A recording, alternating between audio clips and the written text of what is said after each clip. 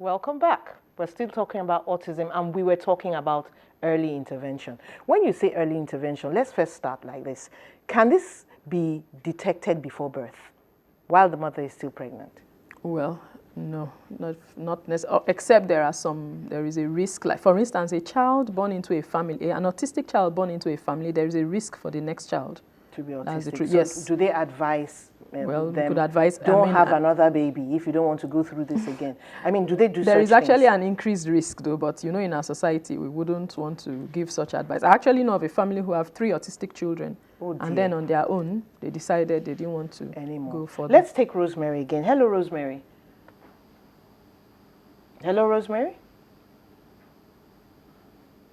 We can't get that. We can't get Rosemary. But let's go on anyway. So it's really left to the mother. I know a specialist has to say this. I suspect this is autism, but from what you said, it looks that there's a lot of parental involvement in the bringing up of this child. And also is a multidisciplinary approach. I mean, you need the speech therapist, you may need the physiotherapist, I mean, you need the occupational therapist to teach the child. Physiotherapists, do some of them not may work? have, yes, some of them may have other problems. I mean, some of them have seizures, and so, I mean, they can have other problems. It's a neurodevelopmental thing, so a few may have some other issues. And then you need the occupational therapist because you want them to try as much as possible to gain an independent life, live on their own, teach them activities of daily living and all that. Do you think many of them can be taught to be independent? Well, fair. If intervention is started early, yes, so that's could the actually, key thing, yes, starting once in time. intervention starts early, there's actually a much better prognosis, and especially once speech. When you lose speech, that's a problem. For when speech is still preserved and you can start intervention early, such children tend to do better. But for those who have gotten to the age of 3, maybe he was babbling and everything. By 3, he's not talking anymore. Yes. Can a speech therapist bring him out again?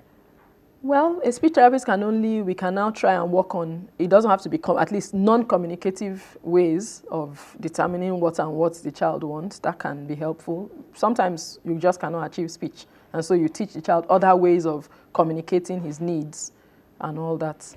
Then does that mean that some of these children grow up to be totally dependent on other people? Yes, I said so, yes. About 25% of autistic children will not live an independent life. Oh, but 25 is good. What happens to the other 75?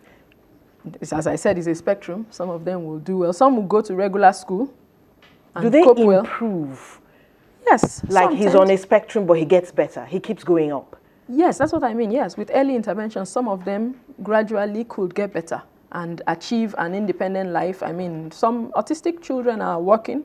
There is a story of a young man who is currently working even for the Autism Speaks group. Yes. I mean, he's doing very well.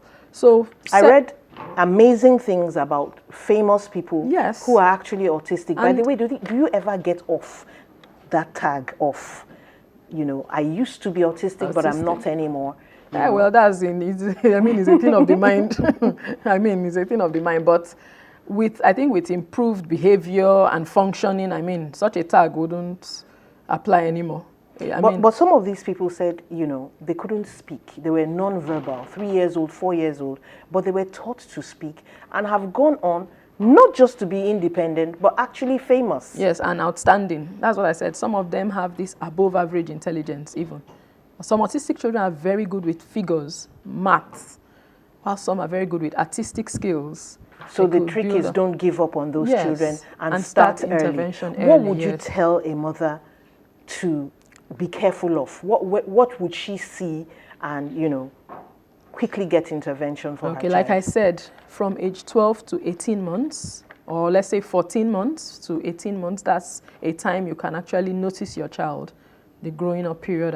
The eye contact, watch out for babbling sounds, watch out for movement towards noise, even non-verbal cues. For instance, a baby can look, when a baby is breastfeeding, it looks at the mother and is smiling. Yes. Things as simple as that. So if that is absent, then it's red flag. Yes, a red flag, yeah. Okay, thank you so much for coming on the show. This has been wonderful. 1% of the world population, so we really need to look out for this. Yeah, it's quite common. And also, there's hope. There is hope. 75%. That's a pass mark. Thanks so much for coming, Dr. Nwigwe. Thank you very much. Wonderful having you. Thanks for being there. Well, Rosemary, maybe another time. Thank you so much for being with us today. Have a great day.